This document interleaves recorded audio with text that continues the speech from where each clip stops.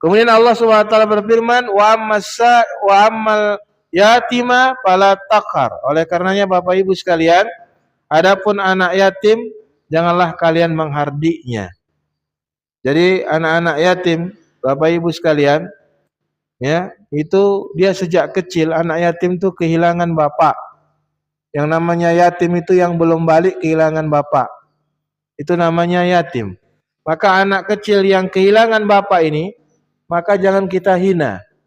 Jangan kita kucilkan, apalagi menghardiknya. Anak yatim itu Bapak Ibu sekalian, ya, perlu dia bimbingan kita, perlu dia kasih sayang kita. Oleh karenanya Nabi SAW mengatakan, termasuk yang bisa melunakkan hati kita jika kita keras adalah it'am, memberikan makan kepada anak yatim. Setelah itu kita usap kepalanya, itu akan melunakkan hati kita.